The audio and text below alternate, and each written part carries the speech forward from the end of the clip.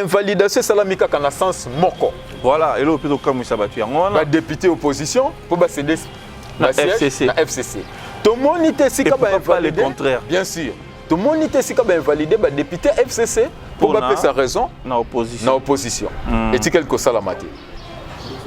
Bato o bakendaki na ba recours na bango, bakendaki na ba preuve nino ezo démontrer que bango nde ba remporter l'élection. Normalement alors PV na ba PV tozalaki na ba bureau de vote, to tindaki même ba témoin na biso, to monaki que seni imprimaki ba PV pour na ba témoin ti. Voilà. Eza nango ya kokamwa te na mboka na biso par rapport à nyonso to yebaki sengela ke salama. Tango tozomona FCC bazui majorité na ba assemblée provinciale nyonso. Bazui ba gouvernorat nyonso. Papa, ce n'est pas étonnant. Ce n'est pas étonnant. Na niveau mboka na biso komaki, ce n'est que l'argent, nous sommes dans la jungle. Est-ce que tu as eu un média? Non, non. Ils ont montré sa incapacité chronique, il y a que diriger ba assemblée na biso. Alors à cela, le président Félix Tshisekedi a fongola miso. Voilà la famille, on parle plus tôt, on vieillit, le savoir ne ment pas. Appelez-moi The Game, Gossip DRC News avec Jazz Gavoulou. Hein? On parle plus trop. Presse en ligne, avec intelligence, avec sagesse, tout ça, pas trop de polémique. Ce qu'on mélange pas les torsons et les serviettes. Hein? Non, les serviettes, on ne dépend pas des torsons. Gossip DRC News avec Jazz Gavoulou. De belles interviews, de belles collaborations, de belles images. Parole de Fabregas. Appelez-moi The Game. Gossip DRC News. Les bossés, ah. Et voilà, bonjour, bonsoir, bref, beauté, pourquoi? Parce qu'on ne sait pas l'heure à laquelle vous nous suivez, si pendant la journée on vous dit bonjour, si c'est le soir on vous dit bonsoir, parce que vous êtes de partout à travers le monde à nous suivre, chacun avec son heure, chacun avec son fuseau horaire. De l'Europe, de l'Asie, de l'Afrique, de l'Océanie, partout où vous suivez cette chaîne Gossip DRC News, où vous nous captez à travers vos smartphones, vos tablettes, vos télévisions, bref, vos petits écrans. Alors, merci de suivre cette chaîne et aujourd'hui, je présente une émission que j'intitule Accent grave. Accent grave, pourquoi? Parce que ici, on va plus recevoir le politicien, l'homme de la rue, bref, le Congolais en général. Oyo, bakobeta masolo ya mboka. Comment est-ce que mboka ezotambola? Parce que vous, de la diaspora congolaise, bien sûr, bolingara boyeba nini ezotambola na mboka. Qu'est-ce qui ne va pas? Qu'est-ce qui va? Qu'est-ce qui arrange? Qu'est-ce qui dérange Namboka? Alors, à travers cette émission Accent grave, je vais recevoir pour vous des invités. Oyo Baza plus impliqué dans ma ramotali politique, bien sûr. Oyo Baza plus impliqué dans ma ramotali sociale et à Mboka. Aujourd'hui, pour vous, je reçois une personne politique. Azapé politique, bien sûr. Il y a Aza CG, il y a parti MPCR, parti cher, il y a Neko Jean-Claude Ovouemba, honorable Jean-Claude Ovouemba, Monsieur Gabin Mouké, Napesi Mbote, bonjour. Bonjour Ndeko. Voilà, Monsieur Gabin Mouké, Azali CG Nalobi, il y a parti MPCR. Directeur du bureau politique. Ah, directeur du bureau politique, hein? Oui. Voilà, excusez-moi. Voilà. Alors, Monsieur Gabin, to Yamio, Yebisa Biso d'abord parti MPCR. Ezako Tambola Boni. Bon, parti MPCR, Ezako Tambola Malamo comme toujours. Oui. Après, malgré tout ce que nous avons connu à travers le processus électoral, en tout cas, bon, makambo salami ndenge oyo elekelaki ndenge batu nyonso bamonaki pe ndenge batu nyonso bayebeli ba élection na rythme ya Afrique plus précisément na rythme ya Congo comment ça se passe et salamaki lolenge wana mais malgré tout ça les MPCR eza na bonne santé pe tozali kokoba politique na biso comme toujours jusqu'à l'établissement effectif d'un état de droit en République démocratique du Congo. Ah, un état de droit en République démocratique du Congo. Alors, monsieur Gabin, Toyebi MPCR eza côté opposition bien sûr et puis Bozali allié na AMK eza parti cher ya Moïse Katumbi. Oui. D'abord to kenina no kite to zonga no moke na sima to betali solo ya papa Tshisekedi. toyebi akufa aumeli na poto corps ni pona koya aumeli du mois temps il a fallu causer la élection et les cas membre belé si le mois a eu pouvoir des sali que corps naé et koya bino ba ya MPCR est-ce que vous se mobiliser qui peut dans les Kambango pour nous recevoir corps ya papa Tshisekedi pour tout le monde va partir mususu bazala quitter malgré bazala opposant mais ba s'impliquer dans les Kambu ya Tshisekedi té pour nous autant par exemple tu ya MLC ou le longoli membre na bango pokaka ayaki matanga ya Tshisekedi. Bien, merci pour Nabiso MPCR. Comme vous le savez, MPC Azalaki et Azalaka toujours allié à IDPS, un allié de longue date. Oui, tu es bien à UDPS. Bien sûr. Voilà. MPCR a abandonné Matanga ya Tshisekedi. Mon président national, l'honorable Jean-Claude Vwemba, a abandonné nuit et jour Kolobapé ko plaider pour Nakoya ya Matanga ya Etienne Tshisekedi wa Mulumba. Le président Etienne Tshisekedi wa Mulumba azalaki souko appartenir à la famille biologique na été. Moins encore na IDPS seulement. Etienne Tshisekedi wa Mulumba azalaki patrimoine ya nation congolaise.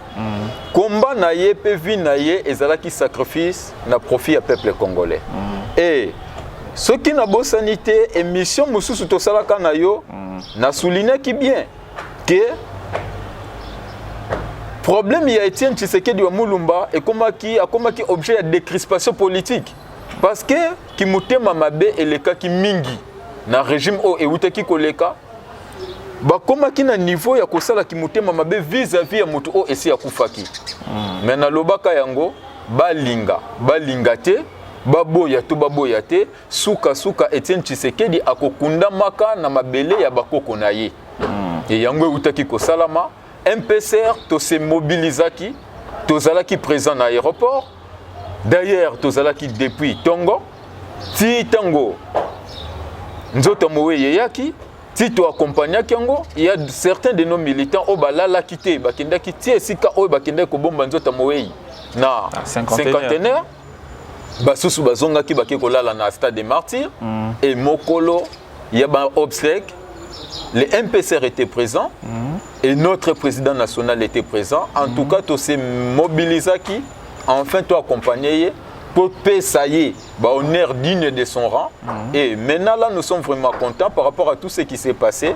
Ndenge Bobsek, oh, il est qui Pendenge, le président Tshisekedi, qui a honneur digne de son rang. En sa qualité, il y a héros national. En sa qualité, il y a père de la démocratie congolaise.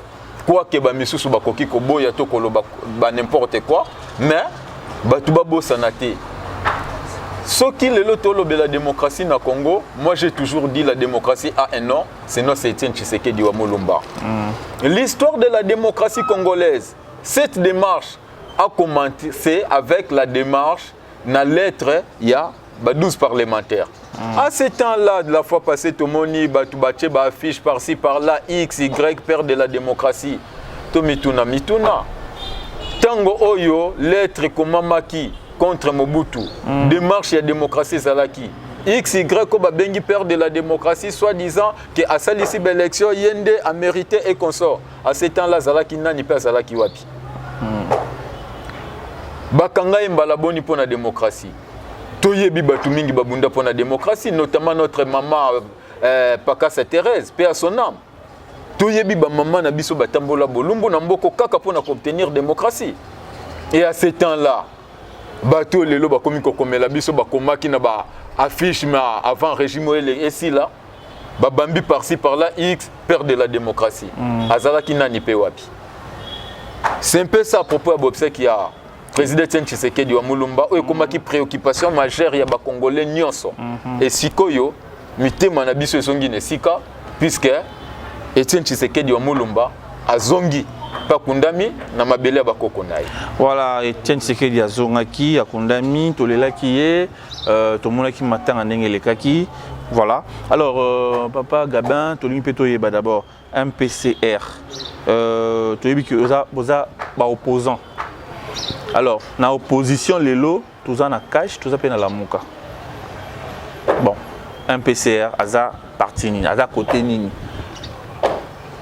Bon, pour la MPCR, Eyebani, Eza Yakobomba, Tepe Batunyo Sobayebi Yango, MPCR, Eza parti membre de la plateforme la AMCA. Voilà. AMCA, Toza Nakati, méga plateforme ensemble pour les changements, où Kambami et pas il y a président Moïse Katumbi Chapwe. Et ensemble pour les changements, et côté qui Nakati y a la Mouka, na cadre, il y a candidature commun de l'opposition. C'est comme ça que les Oyo MPCR, Tozali Nakati, il y a plateforme la Mouka, sans oublier. Ndenge Touté ko souligné yango avec notre président national à travers les points de presse que Touté ko tenir la fois passée. Et de nos jours, la Mouka est vidée de sa quintessence. Ce qui veut dire quoi? La Mouka est là qui composée dans la plateforme Ebélé, notamment Dynamique et Opposition, Ensemble pour les changements, MLC et Alliés, Tozala qui na Nouvel Élan, Tozala qui na Congo Nabiso et les autres. Mais parmi ces candidats, Ensemble pour les changements, candidat Nabiso Ezalaki, Félix Antoine Tshisekedi Tshilombo. Ok. Dynamique Opposition Ezalaki, le président Martin Fayulu. Nouvel Élan Ezalaki, Adolphe Mouzito. Congo Nabiso est présenté qui le président Matungulu. Et MLC allié Ezalaki, le président Jean-Pierre Bemba, ou Azalaki, candidature Ezalaki retenite. De la même manière, Ensemble pour les changements Ezalaki Moïse Katumbi, candidature Ezalaki retenite.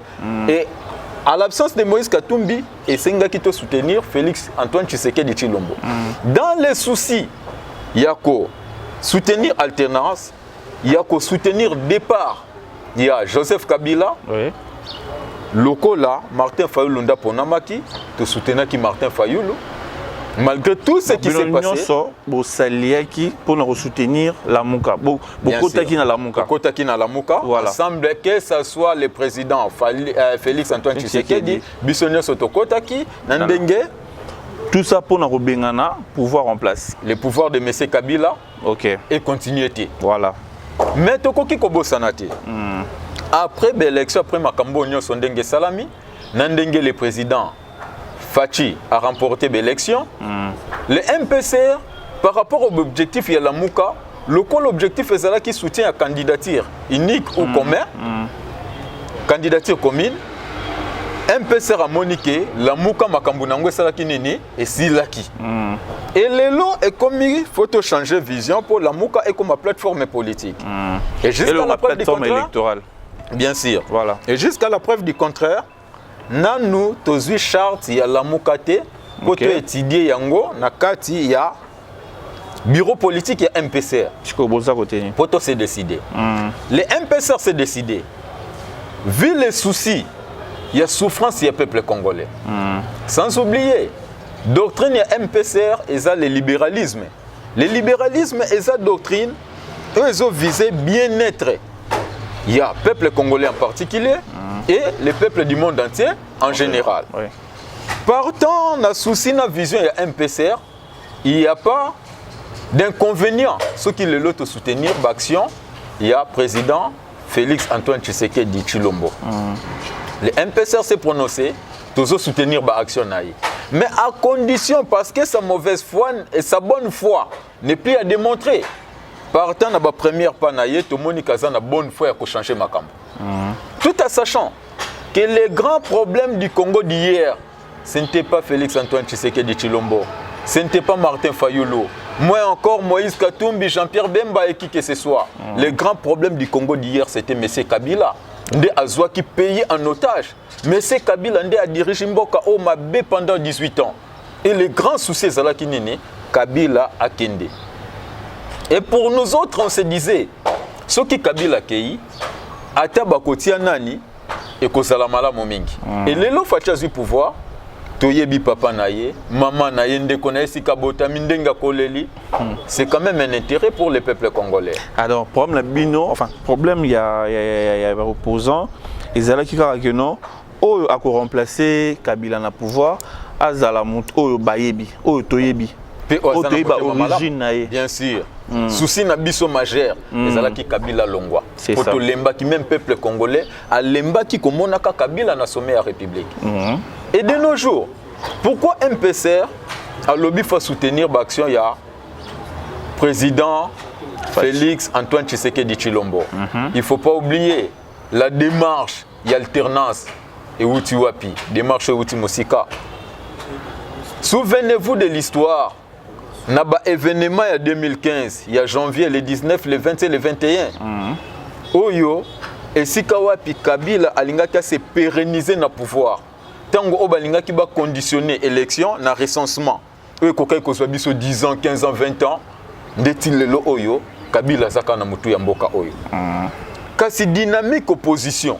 Oyo ezalaki fondé par mon président national Jean-Claude Vwemba Luzamba.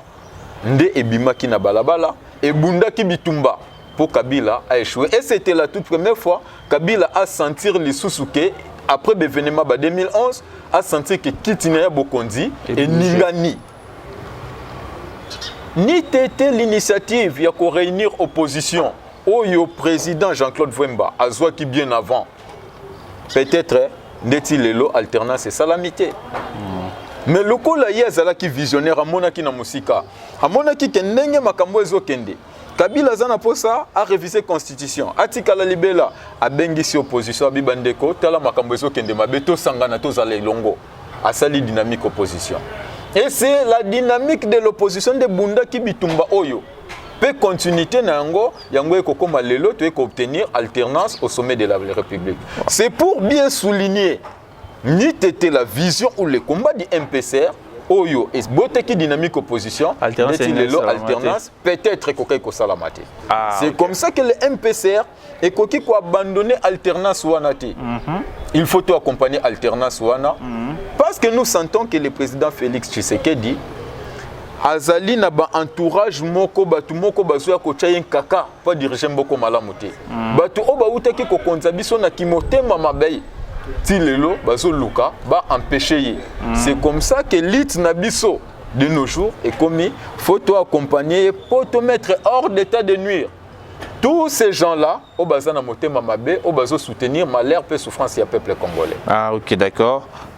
Et puis peut taper moi sur il y a Moïse Katumbi, tout le monde qui na bilili architecte dans le Lubumbashi. Mais selon murmure, selon ma qui sur place, lobby, na niveau à Moïse, s'attendait que non, Lubumbashi il n'y a Boukana. Mais sentir vraiment engouement en athée. Qu'est-ce qu'il a fait? Ni essayé que tu peux na mobiliser tending tu akana qui comme na présence ya Moïse Katumbi dans Lubumbashi. Bon, sauf mauvaise foi de la part des uns et des autres, parce que du moins je n'étais pas à Lubumbashi, mais mon président national Jean-Claude Vwemba était là. P ayaki na ba image, to moni ba image, soki batu balobi ke Angueme zala quitté, en tout cas tokolo ba peut-être ça qui motema mabe. Puisque oyo salamaki, oui, même ba journaliste balobi, ce n'était pas une foule mais c'était une marée humaine. Oba journaliste balobi mobilisation ezalaki makasi kutu même des sentinelles ou outi ko raté na Goma. Tozi ba image le président fédéral il y a MPCR Nord Kivu atindeli biso ba image il y a marée humaine ou ezalaki déjà na Goma. En tout cas, on ne pouvait pas s'attendre à ça. Na Lubumbashi batu ba outi ba Olomami na Kamina batu ba outi tina ba Malemba Nkulu na fin fond. Espace Katanga, bien sûr. Ba Kiti, ba Luala, ba consort, ba Yeti, kaka pona koyamba, le président Moïse Katumbi. Tout le monde est en Guatemala, na Kinshasa. Bo organiser marche, boye autant de personnes, mokoya koyoka, bilan ya batu ya mitema mabe, o bazala ki kaka 20, o bazala ki kaka 15. Et de la même manière, ezala ki tangu to sa ba manifestation, o komona batu bakufi Tango bileko bima bakufi 40, il y avait d'autres personnes ailleurs. Oh non, bakufi kaka 15 personnes. Attaque aux 15 personnes. Basoso ya daipen to batu ya bomoi. Vraiment. Et c'est la même chose qui continue. Batu ya mitema mabe ba rosilate. Lelo tozana bitumba makasi na batu ya mitema mabe. Oyo bakomisaki Moïse Katumbi cible na bango. Et lelo bako sepelate ba yo kaka 5 personnes ba ko yamba Moïse Katumbi. Et bazar capable, ceux qui 5 personnes, tout le monde a et allez-y comprendre nous sommes dans quel état. Et dans tout ça maintenant, vous avez préparé comment pour arriver à Kinshasa? En tout cas, quartier généraux, tout, il y a parti Nabiso, il y a Amka, Ensemble pour le changement, GC, consorts. Ouais. Nous sommes déjà aux aguets, nous nous préparons, nous faisons déjà notre mobilisation. Tozo Zela, les 20 décembre, il y a Moïse Katumbi, Chapo. Nous sommes prêts, en tout cas, Tozo s'est préparé, Tozo Zela, date Yangwe Koma. J'espère que oyo baloba ki na Lubumbashi batu bazala kite bakozala supo baloba eloko moko wana kasi bakomona na mitema na bango. E mikolo balobaka tembe na monoko kasi motema eyebi. OK. Atako bakoloba batu bazala kite kasi na mitema na bango bayebi. Voilà. Et en plus, il faut pas oublier Moïse Katumbi a pesa mutu eta sans fronté. Na batu nyoso bayaki ko yambaye. OK. Ata 200 francs pesa makite. Et ça différent. Na oyo to yebi ke mbongo kaboma kapo batu baya. Mais tout le monde a une image là, sac ya loso, à BP c'est sac ya loso, sac ya sukali, carton ya nini. Badon ya Moïse Katumbi aza mutu oyo aza na sens élevé ya humanisme. Sens na ye ya kibomoto eza oyo mutu akoki ko démontrer te eyebani na bato nyonso aza mutu apesa kabadon o asungaka par-ci par-là. Ouais. Ezala kite ke bato boye na manifestation ba ko loso non ça ne se fait pas. Bokabula ngonde nini. Wana eza badon oyo apesaki en dehors ya arrivé na ye. Ezaki na lien mon côté, ezaki na rapport mon côté na arrivé na ye. Ah, ça va. Et sto beta skoli solo pe o ya mboka, o pe isa d'actualité invalidation. TBT. Bon, bamsusu bazo yoka yango, bazo comprendre te. Comment se fait-il que lelo mutu be yemoko enfin, Seni toloba a validé mutu. Après l'obitoyoka, ote, invalidé. C'est dû à quoi? Ni ont causé, ni na base il y a invalidation, il y a candidat députés nationaux toloba. Ezali pasi pe mawa comment na oezo sala manamboka na biso. Mais ce n'est pas étonnant, c'était prévisible bien avant qu'il y ait un processus électoral. Tout le monde qui décore qui planté avant même le processus électoral par les trios FCC, CENI et Cour constitutionnelle. Ouais. Les décors étaient plantés bien avant. Et Zali Kokamou Sabatu Komonake, FCC, a koki ko élire président na yete, na sommet il y a République. Kasi FCC a eu un député belé, pas une majorité parlementaire. Alors que l'histoire est bête qui peut bien avant que les décors étaient plantés au point que FCC a 350 députés. Et Yango Peloko et Salami. Et de nos jours, la Cour constitutionnelle vient de valider une affaire de 33 députés. Ce qui est bizarre, ce qui est absurde, ils ont montré que crédibilité est athée. La Cour constitutionnelle, la biso, la Cour constitutionnelle, M. Kabila Tikela Kibiso, et Zalike. Et invalidation salamika kana sens moko. Voilà, et là peut comme ça battu en ba député opposition pour ba céder na FCC. Na FCC. Tout le monde était si ka ba invalider le contraire. Bien sûr. Tout le monde était si ka ba invalider ba député FCC pour ba sa raison na opposition. Na opposition. Et c'est quelque salamati. Ce qui démontre à suffisance que la Cour constitutionnelle ayende kokokisato kosili sa mission oyo Kabila tikela kiye. Oyo ebandaki pa yananga et yé Cour constitutionnelle nde asala clôture. Donc notre Cour constitutionnelle et sa Cour constitutionnelle oyo sa sous na crédibilité ata mokete et monisi ezaleli na yango. Plus loin tozala ki bisonya son processus électoral. Toyebi ndenge nini lekaki et moi je me pose une question.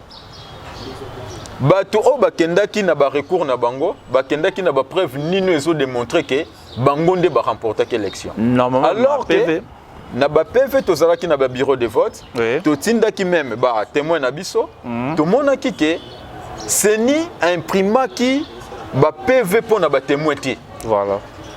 Partout où nous avons envoyé nos témoins, Seni aboyaki parce que bazalaki na consigne ko ute pa yananga qui s'est fait maître de la loi congolaise, qui nous a imposé la machine à voter, qui nous a imposé des cautions exorbitantes qui nous a imposé le seuil de représentativité. Bazwa qui consigne naye, tu yebi que ça na candidat moko ta koki koloba kaza même na 60%, to azala ki même na 60%. Que ce soit ba oba gagnaki, que ce soit ba oba échouaki, et ça na candidat moko ta koki koloba na biso, azaki même na 60% ba PV naye. Non, là je ne crois pas. Tango ba tu ba na cour constitutionnelle, ba memela ki ba cour constitutionnelle ba élément nini oyo qui ko convaincre cour constitutionnelle pour ba invalider ba na niveau oyo. Tozo tanga na loana. Daniel Safou, Tozo tanga, Blaise Monizi, Tozo tanga, Jean Goubal et tant d'autres. Où allons-nous avec la justice congolaise, avec cette cour constitutionnelle qui s'est démontrée au solde de M. Kabila?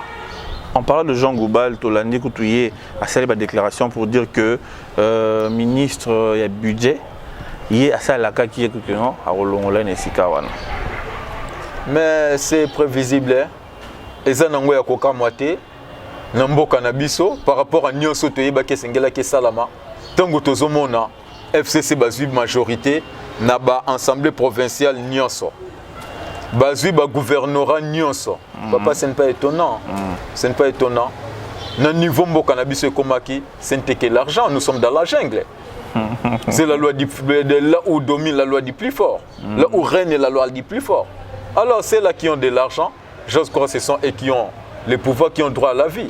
Mais babo sanate que ba pauvre au bango bazo ko maltraiter les lots, baza pe na venir na bango. Bango pe le lot bazo ko mimonisa ba riche ba kasaka batu, baza pe na passer na bango. Et l'avenir nous dira.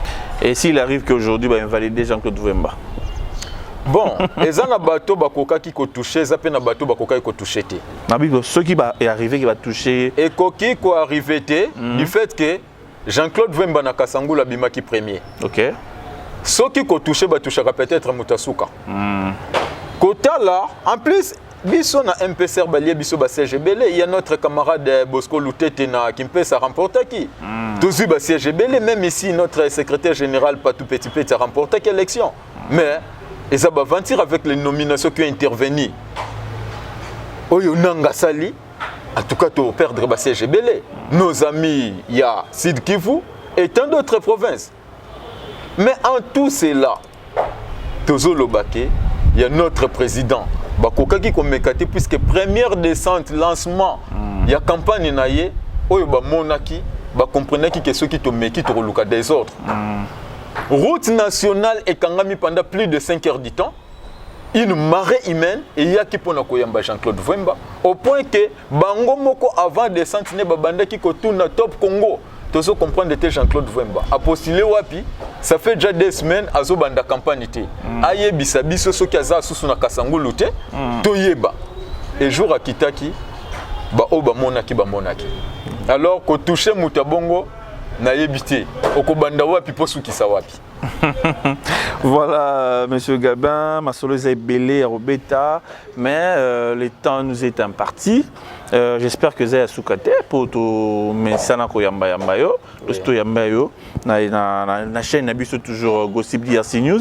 Le coup là temps eko mukuse mingi, ma solo sont tout été mais toko beta toujours. Mais Tokoki Kobosa n'a été sujet d'actualité par rapport à ce qui se passe à l'Assemblée nationale. Voilà, tu as tout les solo mais bon, je vais signaler que tant que mon cousin mingi, mais normalement le monde qui au BTP pour tout le monde un député a fait la motion contre le président de la République.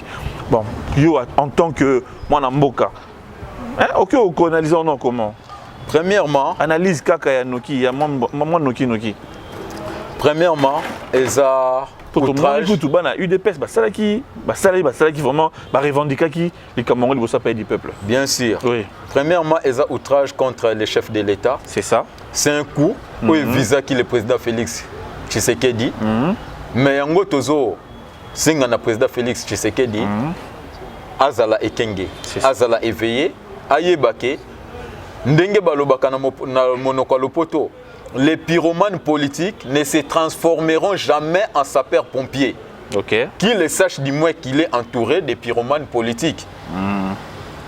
Et donc, Salami, bien sûr, Ezali, Oyo et Visaki, pouvoir, il y a président Tshisekedi. mais ezali pasi pe mawa. Lelo Congo azo continuer ko perdre ba valeur.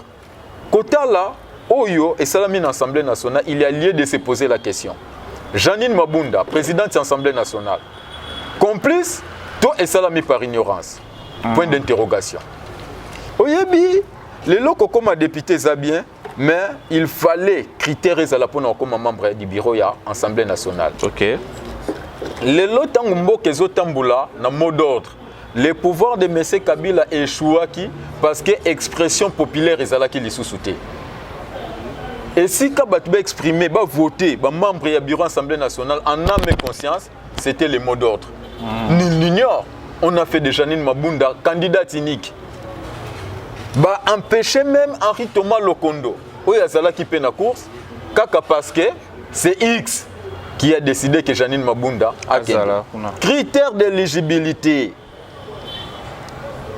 Batu bazo ponama, non pas parce que après si message naïe va sentir qu'il est capable, mais parce que il a la confiance du chef, l'ancien chef de l'État. À choisir rien, il faut qu'on empêche Batunion se base à la même pas candidat. On ne peut même pas parler d'élection, on a un bureau Assemblée nationale. Et c'est comme ça, conséquence. On parlera des nominations. Bien sûr, je me souviens encore de l'histoire. Évariste Bouchab, Aubé Minako, l'époque na bango ko tanga kombo ya Kabila dans l'Assemblée nationale. Ce qui met carrément bakati micro, message ne katani. Mais aujourd'hui, c'était le respect soi-disant. Aujourd'hui, on est en train de désacraliser le nom du président de la République, ce qui n'est pas normal. Et justice congolaise, tozo c'est la crédibilité nango. Na interpellation, il y a député Oyo, Asalaki Mosso. Et plus loin, il est allé jusqu'au point de dire que le chef de l'État a signé qui par inconscience. Je ne sais pas. Ce sont des propos discourtois à l'égard du chef de l'État. C'est une insulte carrément. Effectivement. C'est là où nous disons que les gens sont qui ensemble parce qu'ils ont été impérodés. Avant qu'il 2 ans, tout le monde a qui Obé Minako, malgré Azaya quoi apprécié par rapport à la manière, mais dis-moi dérapage, c'est là qui a été violation de la Constitution. Loi et ça le Parlement. Ce sont eux qui font des lois. Et les lois, ceux qui Parlement est comme un niveau, il y a quoi violer loi intentionnellement. Papa, Tomituna, dans quel pays sommes-nous? Et plus loin, même président de l'Assemblée nationale a contrecarré des marches Wanati. C'est ça. C'est comme si c'était une cabale montée de toutes pièces. C'est ça, oui. Envie de causer préjudice. Envie, il y a qu'à discréditer le chef de l'État. Ce qui n'est pas normal. Quelle assemblée nous avons de nos jours? Est-ce qu'il faut-il attendre tout cela? Et là, comment on a assemblée? Je peux dire non. Et c'est de la même manière, c'est pour dire que tu perdre ma valeur. Les lois assemblée provinciale à Kinshasa, ils ont géré makambo, ils ont des problèmes internes. Ils ont géré ngoti. Et bimiti na libande, comme ils acharnement dans les médias. Ce qui n'est pas normal. Ils ont ça manque de crédibilité. Il y a une assemblée qui est parce que l'Assemblée provinciale législative 2006-2011, législative 2011-2016 et 2018, vous croyez qu'il n'y avait pas de problème? Est-ce que tu as eu un média? Non. Ils ont une incapacité chronique, il y a que diriger l'Assemblée Nabiso. Alors, à cela, le président Félix Tshisekedi a fongola misu. A fongola misu, na conduite ya mboka oyo, face à la très stricte par rapport à Yamakambo et Sosalam. Le lot assemblée provinciale est suspendre moto. Là, nous sommes d'accord. Ce qui est un règlement d'ordre intérieur. Mais ce qui est absurde, qu'au privé, un salaire n'a pendant 12 mois. Ça peut se comprendre seulement du fait que l'actuel président de l'Assemblée provinciale a ici, na FCC. FCC, c'est un mode de vie. Mais c'est Kabila privé qui tout congolais. Na salaire. Le loto comme mon abamisusu. 200 mois, bamisusu. 30 mois, bamisusu. 3 ans payés, 5 ans payés. C'était le comportement de FCC. Yango lelo baso ko imposer biso jusqu'au point de priver quelqu'un salaire n'a pendant 12 mois. Ce sont des mesures draconiennes. Ce n'est pas normal. Moi na oya yo atasali maboko pimele biloko kolia. Quelqu'un qui est responsable aux parents, il faut beaucoup la moi si pebana, il faut pas vivre qui ont droit à la vie, yo privé salaire pendant 12 mois. Vraiment, mais ce n'est pas normal. Non, mais c'est Gabin, on sent que Yarolo Beza est belé parce que faut le baébélé, pas yoka, pas comprendre qu'est-ce qui se passe. Mais bon, le temps nous est imparti. J'espère que Tokoyambo Lisusu, une émission Izoya, pour. Voilà la famille, on parle plus tôt. On vieillit, le savoir ne ment pas. Appelez-moi The Game. Gossip DRC News avec Jazz Gavoulou. Hein? On parle plus trop. Presse en ligne. Avec intelligence, avec sagesse, tout ça. Pas trop de polémique. Ce qui on mélange pas les torsons et les serviettes. Hein? Non, les serviettes, on ne dépend pas des torsons. Gossip DRC News avec Jazz Gavoulou. De belles interviews, de belles collaborations, de belles images. Parole de Fabregas. Appelez-moi The Game. Gossip DRC News. Les boss, ah.